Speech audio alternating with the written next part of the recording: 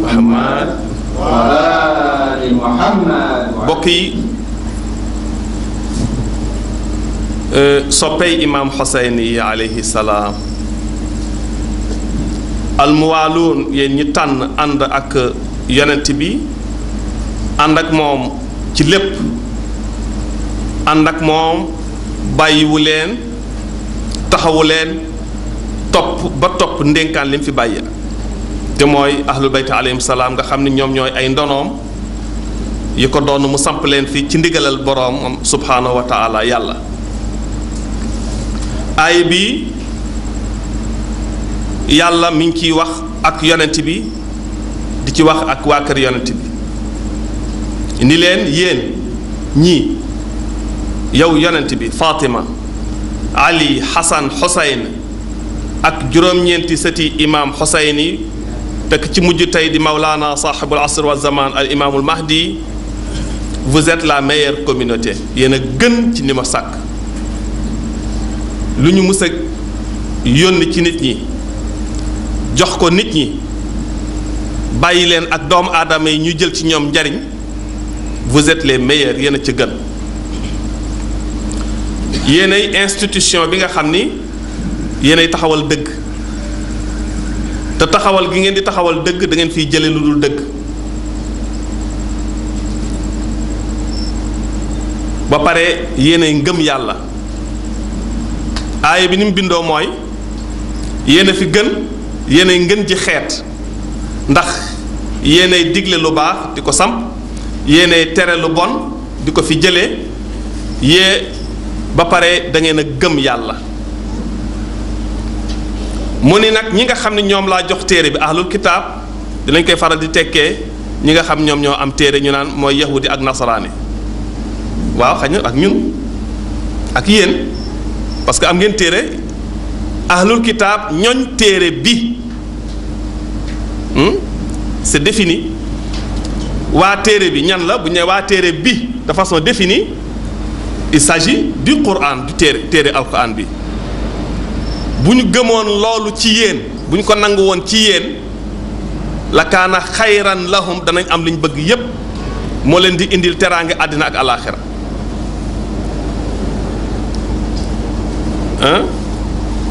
way du ñépp ñoo ko bañ, mais nag bañ ñu ko minhumul mu'minuun, am na ci ñoom ñu ko nangu, waaye wa aksaruhumul faasiquun, ñi gën a bari ci ñoom dañu ko lànk, dañ ko sori, dañ génn topp googu, bokkuñu ca. aaya bi ñu bari buñ koy firi dañ naan jullit yi la yàlla ay waxal, ba ñun ñépp dañu dugg ci biir ñu ni yéen la meilleure communauté, dañ ko yaatal. waaye ñi yàllay waxal dëgg mooy aima yi salaamullahi alayhim, les 12 imams. yonent bi sallallahu alayhi wa alihi wa sallam, institution yii yàlla wax fii, ta'muruna bil ma'ruf, xam ngeen ni defar lu baax tere lu bon, boo koy def da ngay soxla am les pouvoirs. moo tax yàlla jël pouvoir yépp jox ko yonent bi sallallahu alayhi wa sallam, parce que mission am mooy lu baax rek nekk ci kaw suuf, doomu aadama développé, doomu aadama épanouiru, lu bon sori ko, lépp luy yàq jàmm doomu aadama mu jóge ci kaw suuf. loolu mooy mission yonent bi. yonent bi tara liggéey ci loolu, liggéey ci ñaar fukki at ak ñett, loolu la doon samp. coow li mu bari lépp, lu nekk daj na ko ci, lu nekk wax nañ ko ci, lu nekk gis na ko ci, ñi àndoon ak moom gëm ko gëm gu dëggu itam ñu gis ci lépp. institution yooyu la yonent bi doon fabriqué, ndax ñoom ñoo ñi nga xam ñoo fi installé mbaax ak jàmm, la paix, le bonheur, l'équité ak justice. bu yooyu taxawee ba installé wu ci kaw suuf, lépp lu contraire ak loolu dafay jóge. agression, injustice, tyrannie,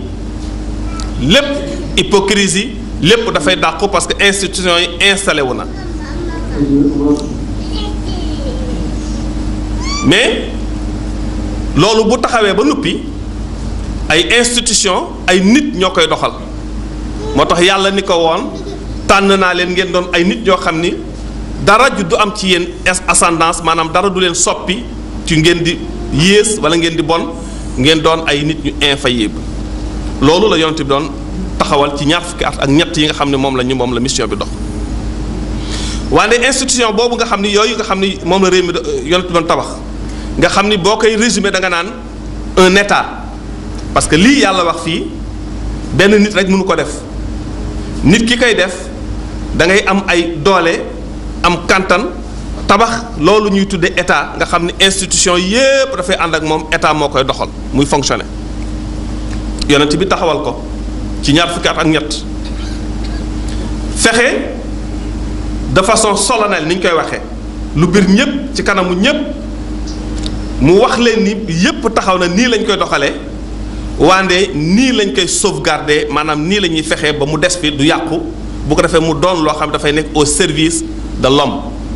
dafay continuer di nekk au service de l'être humain maanaam di doon loo xam ne day doxal day jariñ doomu aadama di jariñ ci kaw suuf loolu doon yonent bi sallallahu alayhi wa sallam bi ko yonent bi taxawlee ba noppi ci Xadiiru Xum la ko sele maanaam la ko caabee tëj ko pour wan ñépp nag ni lépp taxaw na waaye war naa fi bàyyi koo xam ne moo yore caabi ji moo koy doxal ba ni ma ko tabaxee moom dina xam naka la koy naka la ciy waggare nan la koy garder ba du yàqu ginnaaw bi loolu mooy événement wu Xadiiru Xum xew-xew bu mag boobu nga xam ne ci la yonent bi sallallahu alayhi wa alihi wa sallam tabb imaamu Ali ci ndigalal boromam yàlla subhanahu wa taala yàlla ko ni kii laa defar mu mel ni yow nga xam ne du soppi ku mukk jamono du ko soppi ay nit duñ ko mën a soppi bëgg-bëggu àddina du ko soppi ay ambition politique duñ ko soppi dara du ko transformer wala nga écarter loo ko de la vérité moom nga fiy samp bu fi jógee diw lay doon doomam la bu fi jógee diw la bu fi jógee diw la ba fukki imaam yi ak ñaar jàll waaye jamono bi yonent bi di installer loolu di dox di dem am na ci biir ñi ànd ak moom parce que yonent bi Murtada Cheikh Murtada ci kàddoom yi mu fi leçon bi mu fi indi barki de mi ngi ko doon wane ñi àndoog moom catégorie yépp a ngi fi woon ku li yonent bi def itteel lool mi ngi ci ku xam ni dafay yaakaar ni lii am na lu muy jur ëllëg te teraanga la mi ngi ci comme ça bu teraanga ji juddoo ma man ci amantam jariñu moom la ñu tuddee profitard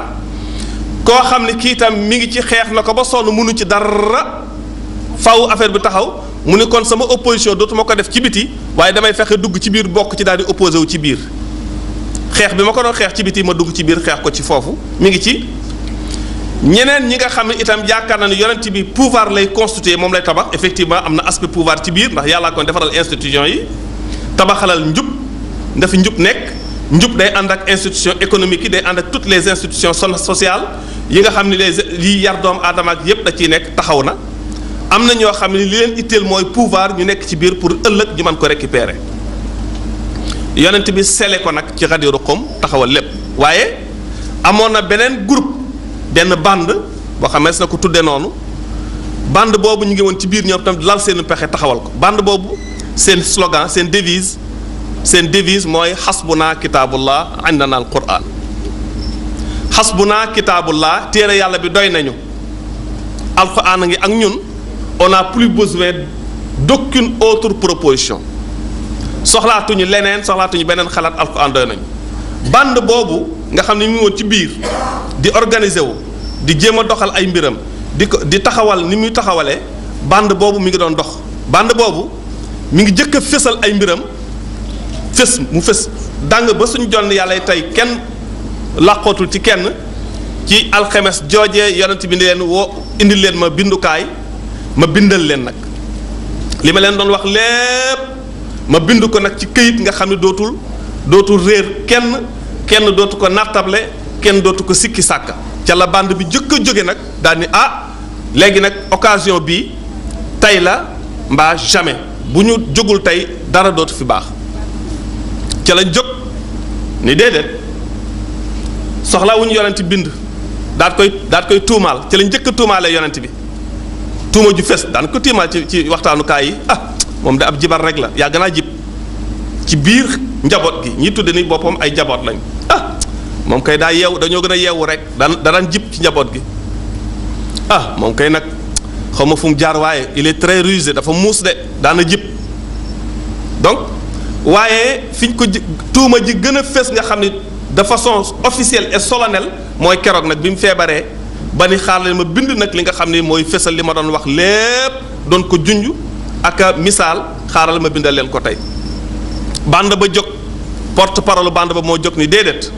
xasbuna kitaabullaay téere yàlla bi doy na soxlaatuñu yonent bi diñ bindal dara téere yàlla bi doy nañu déedéet bu mu bind dara alxuraan a ngi fi ndax yonent bi yahjar dafay délirer le prophète est en train de délirer am na ay riwaaya yu ñëw yooyu muslim ak buxaari indi nañ lool am yeneen version yu dikk ni non ghalabahul waja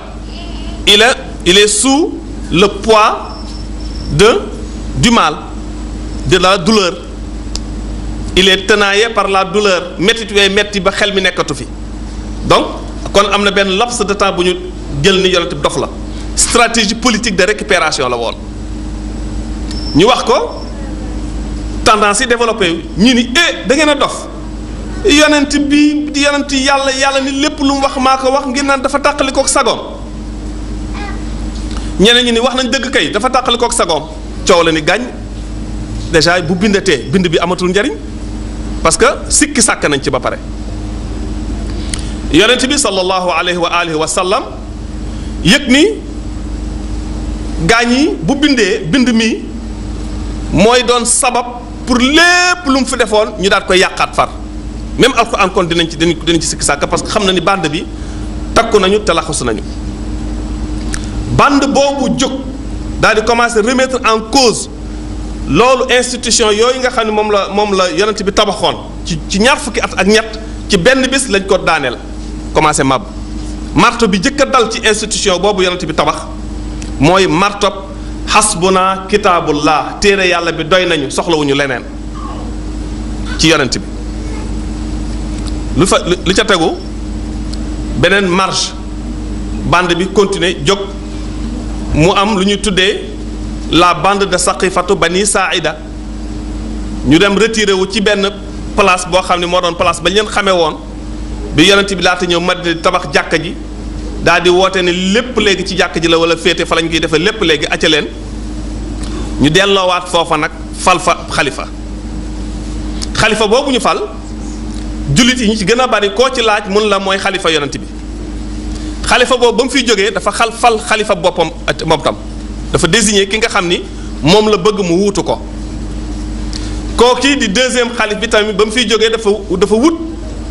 juróom-benn nit daal leen di daal ci tànn ci biiram juróom-benn nit yooyu koo nga xam ne moom la bëgg moom mu wuutu ko ñooñu nga xam ne ñoo doon wuutoonte te jullit yi dajaloo yenn jullit yi sax ci waa Médine benn quartier ci waa Médine ñenn ci benn quartier ci waa Médine ñoom ñoo dajaloo fal leen ñooñoo la ñu yëkkati teg leen ci kanamu jullit yi di leen présenter comme xalifa yi yonent bi li ñuy tuddee déviation politique volontaire foofu la jëkk a amee de façon volontaire ñu dem def déviation politique maanaam ñu daal di wàcc wenn yoon am beneen jubluwaay boo xam ne jàpp nañu ci jubluwaay boobu la ñu war a tabaxe seeni intérêt waaye nag ci turu l'islam parce que mënuñoo gouverner ci beneen système wala ci beneen tur bu dul turu l'islam ci noonu lañ ko jël ko donc bande boobu di bande saqifatu banu saida daal di def loolu ñu tuddee la récupération politique jël nag commencé di gouverner ci turu yonent bi daal di bâtir foofu benn système maanaam tabax fa benn système daal di commencé bâtir aussi benn idéologie dañ ciy jaar rek jàll xañ na bu ñu amee temps ñu dellu si waat bu ñu amee occasion wante premier xalifa boobu ñu fal foofu nga xam ni ay nit ñoo ko fal bokkul ak xalifa yàlla parce que xam ngeen ni yàlla ab xalifaam du wax ni assemblée des hommes fal leen ko yàlla naka jekk ki koy teewal ci nit ñi muy yonent muy kuy wuutu yonent ci jamonoy aadama ba suñ jonn yàlla tey moo koy falal boppam moo koy tànnal boppam wax ab yonentam ni kii la yonent bi moo koy fésal moo koy wan nit ñi premier xalifa boobu nga xam nit ñee ko fal toog na ci xalifa gi nee nañu ñaari at ak genn wàll ba mu fiy jógee daal di woote daal ni man ki may doon xalifa bi jël nguur gi diw la moom la de kon yonent bi amatul place kon waxatul yonent bi waxatul la yonent bi waxoon ci Ghadir Khoum dindi nañ ko la mu bëggoon a wax ñetti fan avant muy génn àddina lànk nañ ko léegi nag établir nañu maanaam taxawal nañ seen benn yoon wenn système di ko doxal waaye di ko doxee nag tànku lislaam ak làmmiñu lislaam ñaareelu xalifa boobu nga xam xalifa bu njëkk bi moo ni man diw laa tànn su ma fi jógee na diw yore xeet wi diw moomee mu tànn toog na ci xilaafa gi moom tam fukki at ñoom ñépp kenn ku ci nekk jàpp nga ni am nga sañ-sañu loo gis ni moo gën a rafet na ci sa xelum bopp ci du xelum doomu aadama mu doye di nekkatul lu la yàlla déey nekkatul lu ko yàlla yenkeewal waaye jàpp na ni war na ko mën a wax lu mu gis ni yaakaar la baax na mu dugal ko ci lépp lu mu gisoon parce que àndu ci woon ba ko yonent bi def ndax jàppoon na ni xelum yonent dafa jóom mbaa boog loolu arrangé wu ko woon mu dindi ko lan moo commencé am des réformes et des réformettes maanaam ñuy soppi ak coppax ndikuwaat ci li fi yonent bi tabaxoon ci institution yi yonent bi tabaxoon pendant 23 ans kee def na ci tuuti ci pendant 2 ans et demi kii ñëw def ci tuuti pendant 10 ans léegi am nga 12 ans cru bi mu fiy jógee moom ñaareelu xalifa boobu mu daal di tànn ci biir ñi nga xam ne ñoom ñooy entourage am cabinet am juróomi nit teg ci beneen choix duñu histoire yi di ko tuddee choix de camouflage maanaam lii laa bëgg a def ñii laa bëgg a tànn ñooy samay gaay waaye pour nit ñi bañ ne ay gaayam dong la tànn ma tànn keneen koo xam ne musta bokk ci samay gaay day moom laa doon xeex loolu tuuti nag camouflé élément camouflage bi nga xam ne moom moo nëbbu tuuma jooj ñu ko wanoon a tuumaal tànn naa samay gaay Abdoulaye Moriso laa tànn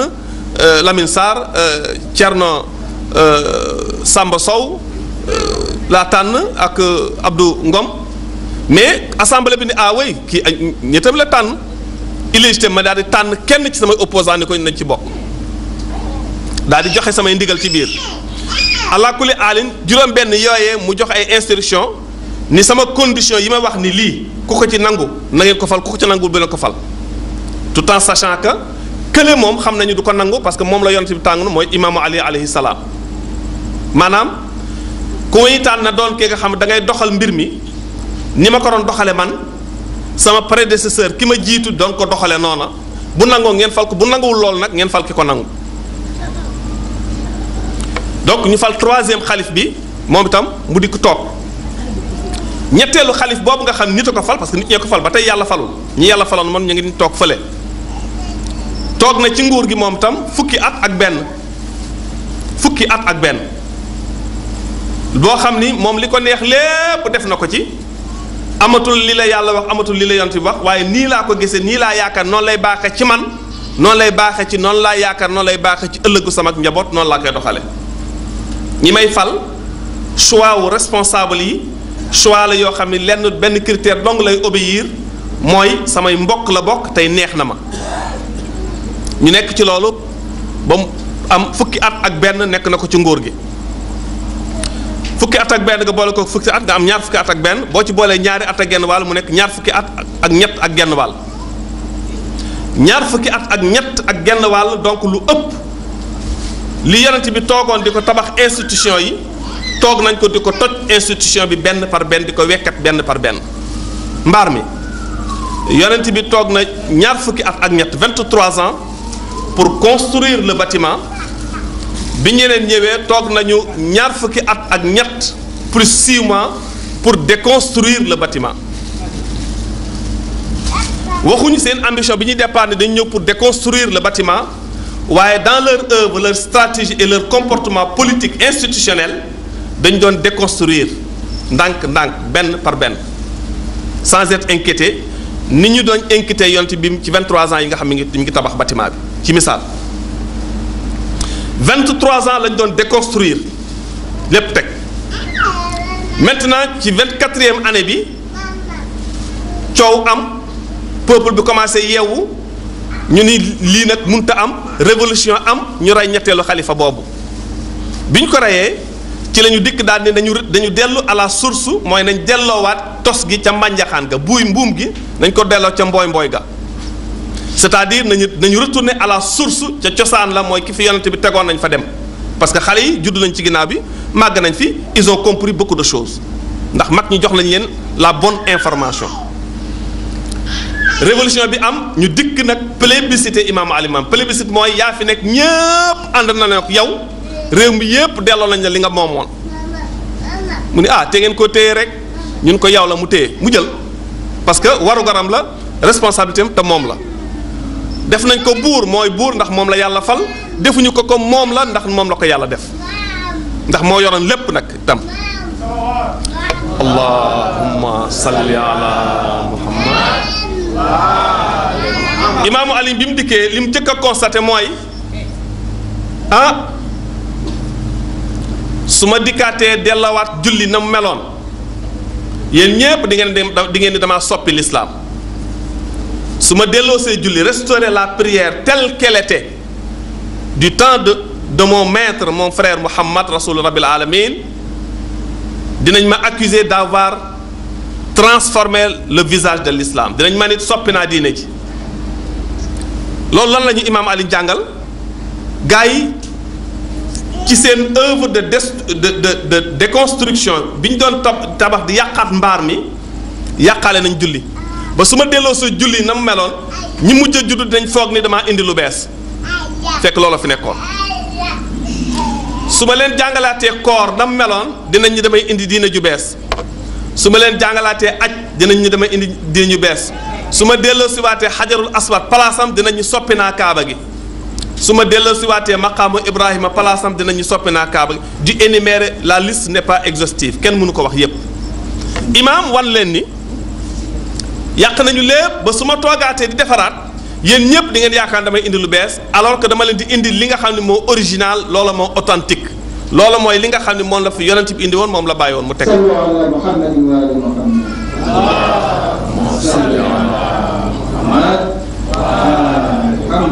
comme ñoom la yàlla wax ne ko neen kuntum xayra ummatin yéen a fi gën yéen laa tànn ngeen gën ñëpp ma def ci yéen lu ma deful ci kenn yéen a war a tabax institution wu njub tout ce qui est njub droiture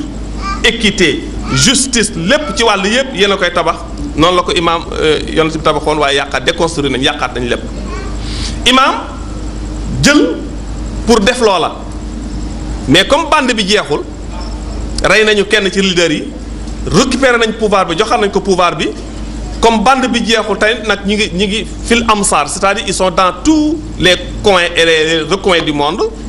ñu daal di koy imposer guerre ñu imposer imaamu Ali ay guerre xam ngeen loolu stratégie ñiy bañ la jamono léeg-léeg benn état am doole bëgg a doxal dara pour ñu bañ koo bàyyi ñu buñ ko ni ngir ñu mañ koo tee mu doxal loola ñu imposer ko une guerre xam nga ku fekkee ni dañ lay sànni xeer ngay palamti ko doo tara rëdd am déet bu ñu lay sànni xeer fu nekk xeer di fa jóge ngay fexe bañ a xaañu doo fa tal nekk di dessiner benn plan maanaam doo tal a liggéey ñu imposer imaamu Ali guerre imaamu Ali xilaafa gi nee nañu mi ngi ci toog ñu gën a bari nee nañ juróomi at la ci toog juróomi at donc juróomi at yooyu imposé nañ ko ci ñetti guerre ba ñeent bu njëkk bi mooy xarbul jamal la bataille des chameaux kenn ci soxna yonent moo ko imposé ba ci des mooy xarbu Siffayn Muawiya ko imposé Nahrawaan donc ci ay guerre lañ ko imposé ba taluta taxaw liggéey noonu lañ ko empêché pour mu war a revenir nag reconstruire maanaam tabaxaat pàcc yi ñu yàq ci li fi magam sangam rasulillahi tegoon taxawal ko ci noonu lañ ko toppee ndeysaan bàyyiwuñ ko ba assassiné ko rey ko ci juróomi at ñii ni ñeenti at ak genn wàll donc imaamu Ali bàyyiwuñ ko temps pour mu tabax l'islam pour mu defar njub mu delloo fi njub nit ñi jub nit ñi xam ni diine yàlla ci kenn du ko fay nit ñi xam ni alalu doomu aadama kenn waru ko dugal fu mu bokkul nit ñi delloo xam ni diine yàlla ji kenn waru ko foyee te it ñi ko war a jiite ci kanam ay nit ñi jub la ñu war a doon nit ñi intègre ñu set wicc ci biir ak ci biti set ci juddu set ci jikko set ci xam-xam set ci doxalin yépp imaam Ali loolu moo doon waru garam ñu rey ko imaamul Hasan Mujtaba nee nañ juróom-ñaari weer la def ci xilaafa gi juróom-ñaari weer ñaloon ko ci loxoom ginnaaw bi dañ ko assassiné rey ko. léegi xilaafa googu nga xam ne moom la yonent bi jëloon ci kanamu ñépp ci Ghadir Khoum muy la responsabilité de la gouvernance de la terre maanaam yan bu toll ni waa suuf nga defal leen li yàlla bëgg pour que suuf di naat jamono bu nekk doomu aadama di fi dund ak jàmm ak xel bu dal loolu mooy responsabilité bi moom la yonent bi jëloon joxoon ko imaamu Ali ca Ghadir Khoum ni jullit yépp dama fi jóge su ma fi jógee topp leen ko ci loolu moom lañ jël di ko foye di ko foye di ko foye di ko foye ba mu atterrir ba mu teer ci loxol ku ñuy tuddee Yazid ibn Muawiya laanatullahi alayhima Yazid doomu Muawiya imaam Ali ne woon leen su ma jubbanti woon day l'islam bi di ngeen man dama soppi diiney Muhammad ji Yazid lu mu def bi Muawiya deewee am na benn gouverneur Muawiya bu nekkoon Médina moo fa ne mu ngi tudd Walid ibn Utba Walid ibn Utba moo doon gouverneur bi da ko bind lettre di ko xamal ne ko Muawiya dee na wala dee na suur nañ ko dem na man maay buur ci biir lettre boobu mu daal koy joxaat beneen lettre boo xam ni benn phrase la ca bind ni ko après les salutations d'usage amma baad rek la def mooy suite aux salutations d'usage ginnaaw nuyoo yi nga xam ne nuyooy aada wala léegi fa xud Xusaynan wa Abdallah ibn Omar wa Abdallah ibn Zubayr bil bay'ati axdan laysa fihi ruxsa xataa yubaayi'u wa salaam léegi instruction mooy Ousseynou doomu Ali ak Fatima bu ko may benn occasion bu mu noppalu fekk deful serment d'allégeance fekk jaayantewul ak man moo ko Abdallah ibn Omar ak Abdallah ibn Zubayr parce que jàpp na ñett ñooñu rek ñoom ñoo ko mën a indil ay problème ci nguuram parce que ñoom ñooy bañkat yi te ku jëkk gi di Xuseynu moom moo xam na ni moom la fi yàlla teg mooy xalifa bi yàlla bi bu ko forcer pour mu léegi nag mu cautionné njubadi gi mu cautionné li nga xam ne moom mooy plan ak système bi nga xam ne day ñëw pour déconstruire maanaam toj yàq mbaar mi fi nga xam ne moom la fi yonent bi tabaxoon sallallahu alayhi wa alihi wa sallam lu ko imaam Xuseyn wax misli laa yubaayoo mislak daal di wanewaat boppam présenté waat boppam wax ce qu'il est et ce qu'il représente misli laa yubaayoo mislak man ku mel ni man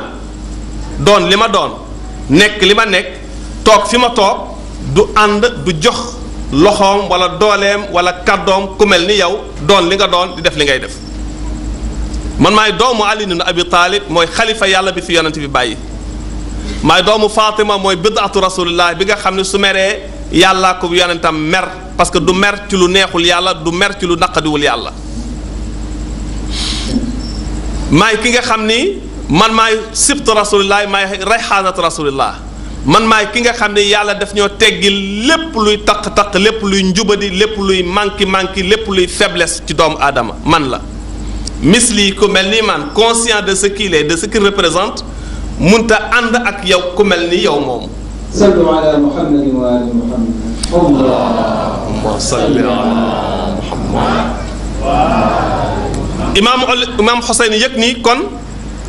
li leen yàlla jox nga xam ne ñoom ñoo ko war a taxawe maamam taxawe ko yàq nañ ko baayam dellu siwaat pour reconstruire ko ñu xañ ko lànk magam may ñu ko sax temps mu noyyi pour jublu ci liggéey booba donc man war naa jóg pour wan nit ñi leen du nii pour wan leen du nii ci ñoom laay dellu siwaate yi indiwaat leen ci ñoom tam ñu daal di xelu c'est-à-dire ñu xalaat réfléchir dellu ci origine bi bàyyiwaat suñu xel ci ñun li nga xam ñoom lañ fiy bàyyi loolu rek moo mën a reconstruire mbir mi daal di départ jóg nag jóg ni non dina jàmmarloog njubadi gi nga xam ni moo fi nekkoon keroog bi maamam génnee di waaj a génne àddina ba tey njubadi gi nga xam ñoom ñoo amoon comme slogan xasbuna kitaabullahi alquran doy nañu damay jàmmarloo ak ñoom lan la wax inni son fameux message nga xam ne moom la bàyyee woon ak rakkam Muhammad ibn Hanafiya bi mu koy dénk Madina ni ko des fi nekk fi sama bët ak samay nopp bàyyi ko ak message bii nag chargé ko di ko message bi na nga ko rendre public ila qiyaami yawmi diin ci message ba mu taggee yàlla fàttaliwaat maamam mooy kan baayam ay kan mooy yaayam moom kan la ak li mu représenté ci kaw suuf ci ndigalal yàlla mun leen wa inni lam axruj ashiran wala batiran ashir mi ngi jóge ci fi'l ashira yasharu asharan ashar al isti'la wal kibriya mooy koo xam ni kii da nga am ay vertu princières nga moom ko ba pare génnewaat di ko wane nag ci lu dul dëgg kooku la ñuy tuddee ashir baatu arab koo xam ni kii da ngaa amul juddu téye juddu ba taxaw ci kaw juddu gi nag di ko jëfandikoo ci beneen foo xam sa bakkan dong nga ciy jaamu ba di ci mooy yàlla mun leen duma kooku sama juddu amul kenn ku ko am ci kaw suuf ku dul man rek maa am sama juddu bi ma am kenn amu ko kon kuy prince ku nekk wala ngay roi maa la ko ëppale maa la ko gën a doon sama statut daf ma koy conféré waaye duma mooy yàlla mukk ci kaw suuf parce que ñun loolu yàlla daf ñu ko jombaleel ci ni mu ñu taxawalee ni ñu bindee ni mu ñu defee mënatuñ ko ba pare suñu xel du ca dem duñ ko xalaat duñ bokk ci ñi xalaat lu naqadi yàlla du batir itam du ne dama bëgg itam semer le désordre sur terre déedéet du ma ñooñu ñi semer désordre maanaam ñi fi indi lu dul noonu lu joonu ci kaw suuf xam ngeen leen du man loolu yëkkatiwu nga mais li may yëkkati mooy institution yi sama maam tabaxoon jóguma pour yàq itam duma itam quelqu'un d'injuste duma ko jubati wa innama xarajtu li talabi al islah mooy reconstituer defaraat li fi sama maam bàyyi woon te ñu toj ko tojor sallu ala muhammadin wa ali muhammad salli ala muhammad wa ali muhammad. Le rôle que Allah nous a conféré mooy rôle bi ñu yàlla jox responsabilité yi ñu suñu borom yàlla dénk nga xam ne ñun la ko jox mooy lan an amura bil maarufi wa anha anil munkar delluwaat na ci aaya ba leen yàlla joxoon li yàlla santaane nga xam loolu la ñu dénk nga xam loolu mooy baaxal suuf mooy indi teraanga ci kaw suuf ma nekk ca loola moo ma yëkkatiwaat wa asira bi sirati jaddi je vais faire exactement comme mon grand-père rasulullah damay def exactement li sama maam defoon na mu doon doxe laay doxe la mu doon def laay def li mu doon tabax laay tabaxaat wa abi ali abi talib amiril muminina alayhi salaam exactement dox ni sama baay ali ibn abi talib doon doxe nga xam ne moom mooy kilifa képp ku gëm yàlla def exactement li sama baay doon def donte bàyyi wuñ ko woon may ñu ko temps pour mu def loola fa man qabilani bi qabulil xaqi ku ma nangul loolu ànd ceeg man ci kaw ànd gi ngay ànd ak dëgg parce que tu as choisi d'être avec la vérité et du côté de la vérité ndax tànn nga ànd ak dëgg nekk fu dëgg nekk léegi maa ngi lay xamal ni fallahu awla bil xaq dëgg fu mu nekk ku nekk ak ku ànd ak dëgg ku nekk yàlla nga àndal ndax dëgg yàlla ak moom sallu ala muhammad wa ali muhammad allahumma salli ala